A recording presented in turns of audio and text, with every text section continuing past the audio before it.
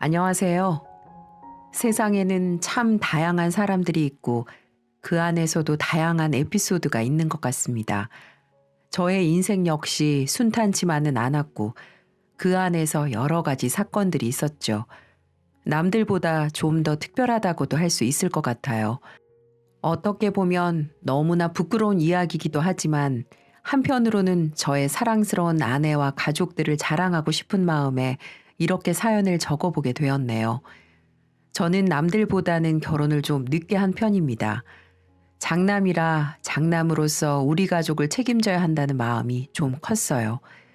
그래서 대학을 졸업하자마자 악착같이 돈을 벌며 사업까지 이것저것 하다 보니 연애 시기도 결혼 시기도 모두 놓칠 수밖에 없었죠.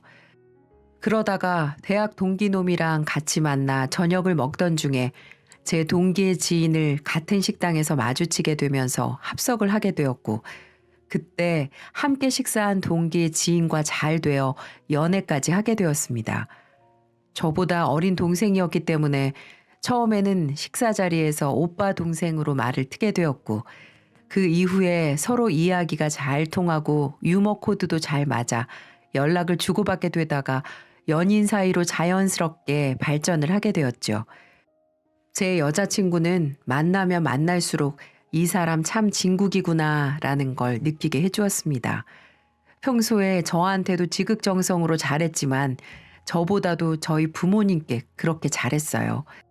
아주 작은 것 하나도 배려하고 제가 생각지도 못하는 부분들까지 생각하는 모습들을 보면서 속이 참 깊다고 생각했고, 계속해서 만나면서 왜 이 사람이 이렇게까지 속이 깊은 사람이 되었는지 알 수 있었죠. 저희는 서로에 대해 진지한 이야기를 자주 하는 편이었는데 한 번은 여자친구가 저에게 자신의 가정사에 대해 이야기를 했습니다. 오빠, 우리가 가벼운 마음으로 지금 이 만남을 이어가는 건 아니잖아. 그래서 지금부터 내가 좀 어려운 이야기를 하나 하려고 해.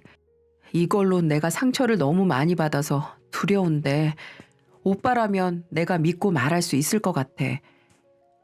지연아, 다 말해. 나는 언제든 들을 준비 되어 있으니까 걱정하지 말고, 오늘 말하는 게 힘들면 내일 말해도 되고, 내일도 힘들면 네가 괜찮을 때 언제든지 말해. 아니야, 나 지금 말할 수 있을 것 같아. 오빠도 알다시피 내가 고아원에서 나왔잖아. 부모님이 돌아가신 것도 아니고 그냥 버림을 받았는데, 내가 버려졌을 때가 6살 때라 나는 부모님에 대한 많은 기억들을 가지고 있어. 조심스럽게 이야기를 꺼내기 시작한 제 여자친구는 그때부터 정말 가슴 아픈 이야기를 저에게 들려주었습니다. 우리 아빠는 가정폭력범이었던 것 같아. 늘 술만 마시면서 집에 들어와서 하는 일이 엄마를 때리는 거였어. 내가 어릴 때라 완전히 다 기억이 나는 건 아닌데 아직도 선명하게 기억이 나는 건, 한 번은 주방도구 같은 걸로 엄마가 얼굴을 맞았는데 그게 잘못 맞았는지 눈 옆에서 피가 나더라고. 나는 그걸 방구석에서 보고 너무 무서워서 울고 있었고, 그때 아빠는 또 술을 마시러 집을 나가셨던 것 같아. 어린아이가 겪어도 되지 않은 일을 겪으며 힘든 시간을 보낸 이야기를 꺼내며 제 여자친구는 더 충격적인 사실을 꺼내놓았습니다. 근데 있잖아. 내가 아는 보통의 엄마들은 본인은 맞더라도 자식은 보호해주는 게 일반적이잖아. 그때 당시에는 몰랐지만 내가 크면서 보니까 그렇더라고. 근데 우리 엄마는 아니었어. 본인이 맞은 게 너무 억울하다면서 엄마가 당했던 걸 그대로 나에게 행동했고, 나는 온몸에 피멍이 안 드는 날이 없었어. 저는 정말 믿을 수 없는 이야기를 들으며 그 어린아이가 얼마나 힘들었을까 하는 마음이 들어 눈물이 안 날 수가 없었습니다. 그때는 그게 당연한 건 줄 알았어. 엄마가 맞았으니까 나도 맞아야 하는 건가 보다. 참 웃기지. 근데 우리 엄마는 참 끝까지 나한테 나쁜 사람이었다? 우리 아빠가 결국에는 집을 나가버리고 얼마 안 있어서 우리 엄마도 날 버렸어. 아빠가 집을 나가 몇 달 뒤에 내 손을 잡고 직접 고아원으로 날 데리고 가더니 이제부터는 부모 없다고 생각하고 너 알아서 살라며 버리고 가더라고. 그래서 그때부터 난 혼자였고 고아원에서 지내게 된 거야. 지연아, 그동안 너 어떻게 살았던 거야, 대체? 그 어린 나이에. 나 진짜 힘들었어, 오빠. 근데 이걸 내가 그동안 만났던 사람들에게 이야기하면 나한테도 우리 부모님의 성향이 있을지 모른다며 날 다 떠나가더라고. 그게 나한테는 가장 힘든 일이었어. 나는 내 꿈이 행복한 가정을 이루는 거였는데 내가 너무 큰 꿈을 기대한 걸까? 아니야. 아니야, 지연아. 왜 그게 큰 꿈이야? 이제 나랑 네 꿈 이루자. 내가 너 평생 행복하게 해줄게. 좋은 아빠로, 좋은 남편으로 평생 너 책임질게, 내가. 고마워, 오빠. 정말 고마워. 나 진짜 행복해지고 싶어. 그날 저는 제 여자친구를 안아주면서 말로만이 아닌 정말로 그녀를 세상에서 가장 행복한 사람으로 만들어줘야겠다는 다짐을 하게 되었습니다. 그래서 그 이야기를 듣고 나서는 속사포로 결혼을 진행해 저희는 식을 올리게 되었죠. 결혼 이후 저희는 정말 저와 제 아내가 꿈꿔왔던 행복한 가정을 이루고 있었어요. 아내와 저는 서로를 아껴주며 잘 지내고 있었고 결혼 전에 시작했던 반도체 장비 사업이 잘 되어 승승장구하며 올라가고 있었거든요. 그땐 정말 남부러울 것 없이 행복한 시간만을 보내고 있었어요. 하지만 딱 한 가지가 고민이었습니다. 오빠, 내가 이제 나이가 좀 있어서 그런지 임신이 쉽지 않아서 좀 고민이야. 오빠 닮은 아이 낳고 싶은데. 지연아, 너무 고민하지 말자. 병원에서도 쉽지 않아서 그렇지 충분히 자연 임신 가능하니까 좀 더 노력하라고 했잖아. 우리가 서로 노력하면 돼. 오히려 조급해하면 더 힘들어질 거야. 알았어. 우리 계속 노력해보자. 아내는 30대 중반이었고 저는 후반대였기 때문에 둘 다 적지 않은 나이로 임신이 바로 되지 않아 고민하고 있었어요. 저도 늘 외로움이 많은 아내를 위해 아이를 빨리 가지고 싶었지만 그게 마음처럼 되지 않아 솔직히 걱정이 되고 있었습니다. 그래도 그걸 내색하게 되면 아내가 더 힘들어할 것 같아 오히려 늘 다독여주고 있었어요. 그렇게 하루하루 서로를 생각하고 위해주며 살아가던 중 저에게 너무나 어려운 현실이 닥치고 말았습니다. 대표님, 이번 건 계약 따내기 어려울 것 같은데요. 뭐? 그게 무슨 소리야? 우리가 여기에 쏟은 게 얼만데. 그게 얼마 전에 다른 업체에서 그쪽이랑 컨택을 한 것 같은데 마음이 그쪽으로 이미 돌아선 것 같다는 소문이 좀 돌더라고요. 말도 안 돼. 절대 안 돼. 무슨 일 있어도 거기 계약 따내야 돼. 알잖아, 김 대리도. 우리가 여기 얼마나 많은 돈을 투자했는지. 알죠. 잘 알죠. 저희 쪽에서도 최대한 무슨 수를 좀 써보겠습니다. 직원에게서 안 좋은 소식을 전해 듣고 백방으로 뛰어다니며 노력을 했지만 결국에는 경쟁업체에 밀려 계약을 따내지 못했고 저는 큰 손해와 함께 어려움을 겪게 되었어요. 상당히 큰 계약건으로 저희 회사에서 취급하는 반도체 장비를 상대 회사에다 납품해주기 위해 외국에서 무리해 물건을 좀 들여왔었는데 그게 무산으로 넘어가게 되면서 큰 빚을 지게 되었습니다. 그때부터는 사업 빚에 대한 이자와 함께 직원들에게 줄 월급도 없어 대출을 있는 대로 다 받기 시작했고 그 안에는 저의 아내 이름과 집 담보, 부모님의 명의까지 다 이용해 대출을 받게 되었어요. 남동생을 제외하고는 온 가족을 빚더미로 나앉게 했고 저는 그렇게 했음에도 불구하고 결국에는 사업이 부도가 나면서 망하게 되기 시작했죠. 그러면서 걷잡을 수 없이 무너져 내려갔습니다. 제가 우리 가족을 망쳤다는 사실이 너무나도 끔찍하고 힘들어 매일매일을 술을 마셔댔어요. 저희 아내는 그런 제 모습을 보면서 정신 차리라고 화도 내고 달래도 보고 정신 차리게끔 했지만 저는 한번 무너져버린 마음을 다시 잡는 게 쉽지 않았습니다. 그 사이 아내는 우리 부부의 빚과 부모님의 빚을 책임지기 위해 낮에는 회사를 다니고 밤에는 식당에서 일을 하며 악착같이 돈을 벌어대기 시작했어요. 그렇게 노력하는 아내의 모습을 보면서도 저는 오히려 더 깊은 절망감에 빠져 수리 없이는 살 수 없는 폐인의 모습이 되어버렸죠. 하루하루 힘든 생활에 안 그래도 작은 체구가 더 말라가는 모습을 보면서 제가 그녀를 떠나야지만 그녀가 행복할 수 있을 거라는 판단을 했습니다. 그리고 사실 가장으로서의 가치를 잃어버린 제 자신이 너무나도 싫고 부끄러워 더는 함께 살 수도 없었어요. 그래서 아내에게 무작정 이혼을 요구했습니다. 우리 이혼하자. 갑자기 이혼이라니 그게 무슨 말이야? 말 그대로야. 우리 이혼해. 나 더 이상 너랑 못 살겠어. 갑자기 왜 그러는 건데? 내가 싫어지기라도 한 거야? 그런 거 아니야. 그냥 이 생활이 지긋지긋해. 나 더 이상 널 책임질 수도 없고 책임질 마음도 없어. 나 때문에 너 그렇게 사는 꼴 나 진짜 보기 힘들어 죽겠으니까 우리 이혼해. 그런 거면 나 괜찮아. 오빠는 지금처럼만 살아. 그냥 내 옆에만 있어주면 돼. 난 내가 돈 벌고 빚 갚을 때까지만 좀 고생하면 되는 거잖아. 나 이혼하기 싫어. 절대 싫어. 그만해 제발. 나는 이제 네가 정말 끔찍하게 부담스럽단 말이야. 이혼 안 해주면 죽어버릴 거야.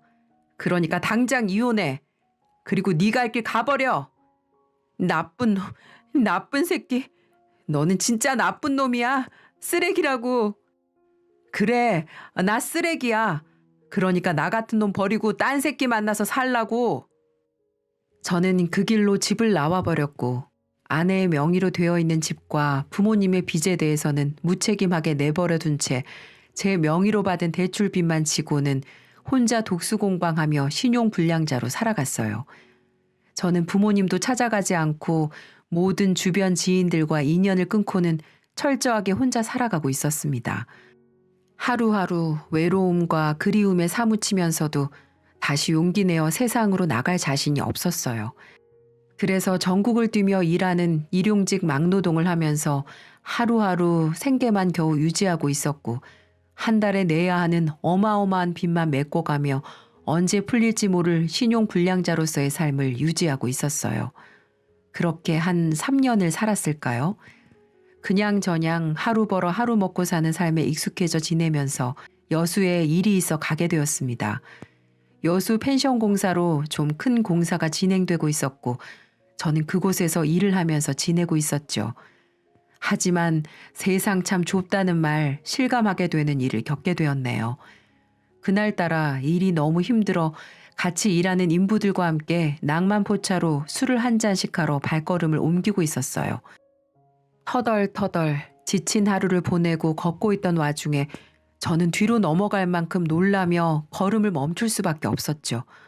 한쪽에서 제 아내의 모습이 보였기 때문이에요.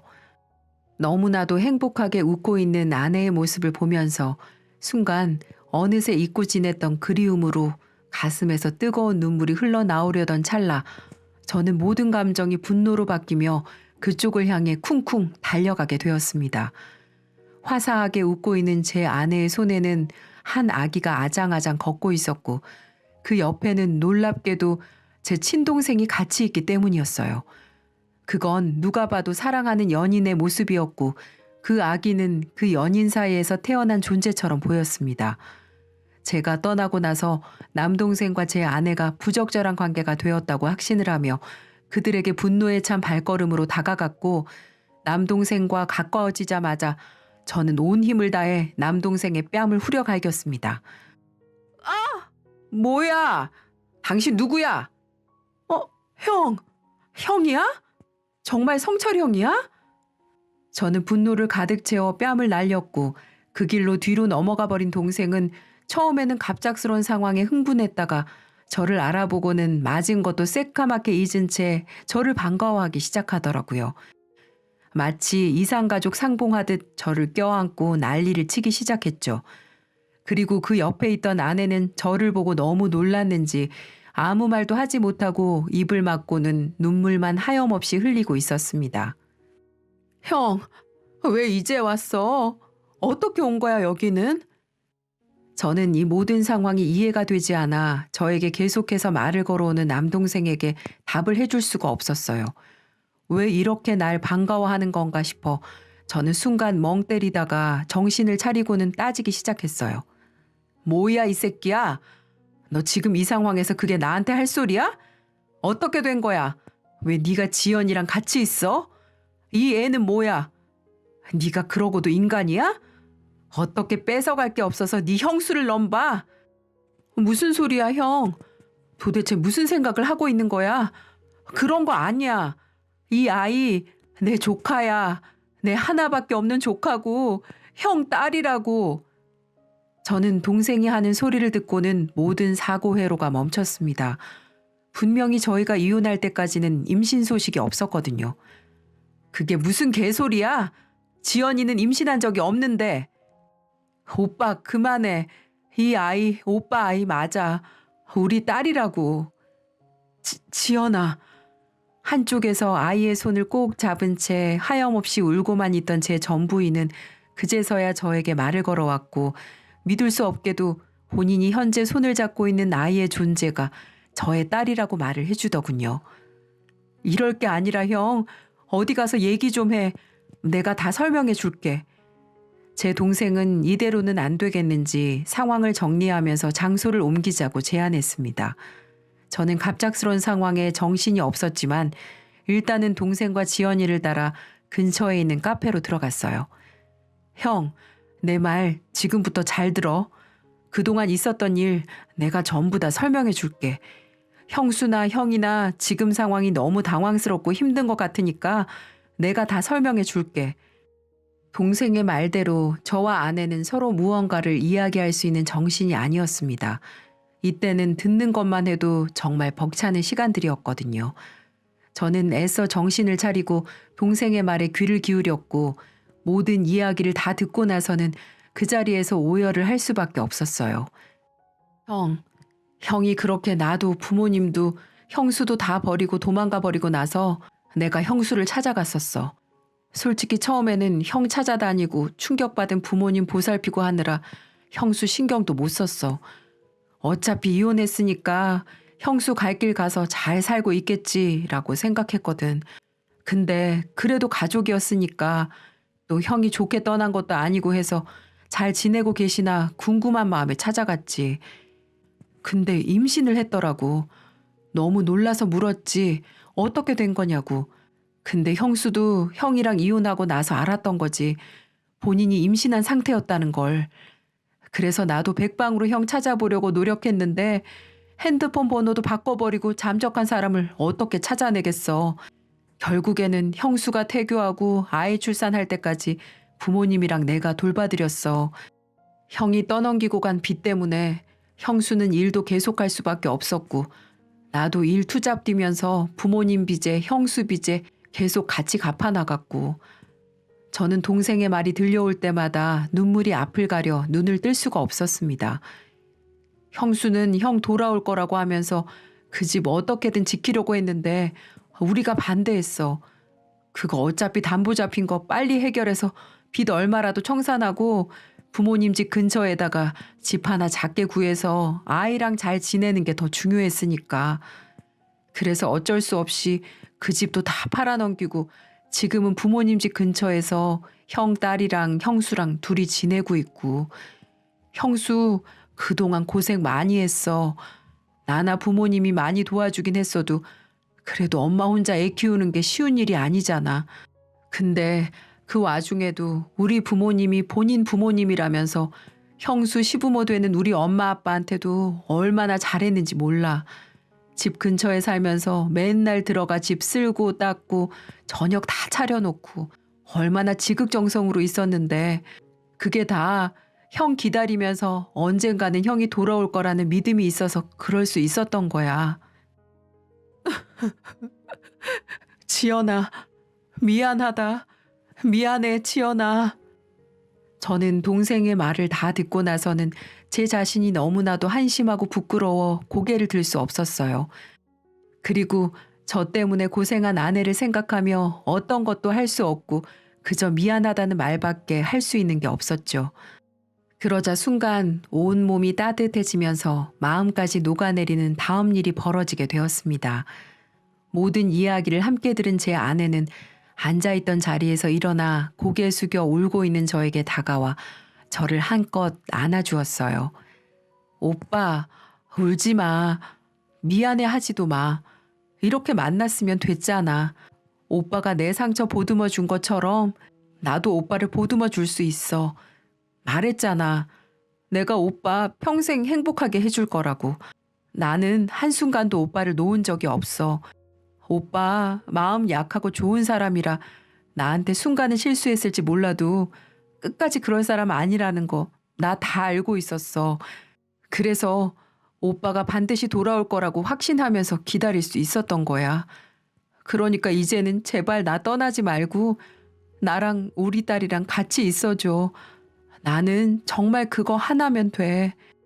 놀랍게도 저를 원망하며 뺨을 후려갈겨도 부족한 저에게 제 아내는 오히려 제가 아내의 상처를 듣고 나서 안아주었던 것처럼 저의 한껏 움츠려진 어깨를 세게 끌어안아 주었습니다.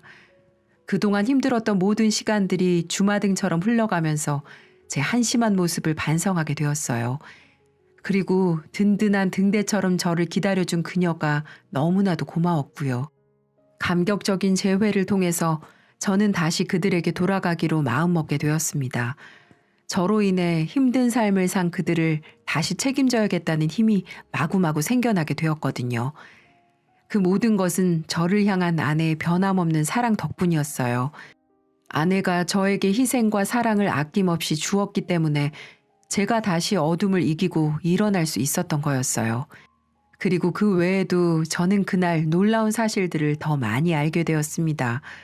저와 아내의 재회 현장을 보며 동생도 격하게 눈물을 흘리고 있었는데 갑자기 어떤 여자가 제 남동생에게 다가가 안아주었어요. 누군가 싶어 쳐다보니 동생이 저에게 자신의 아내라고 소개를 하더군요. 형, 인사해. 내 아내야. 3년 전에 형이 도망가기 전에 만나곤 있었는데 그 이후에 결혼하게 되면서 지금은 내 와이프가 되었네.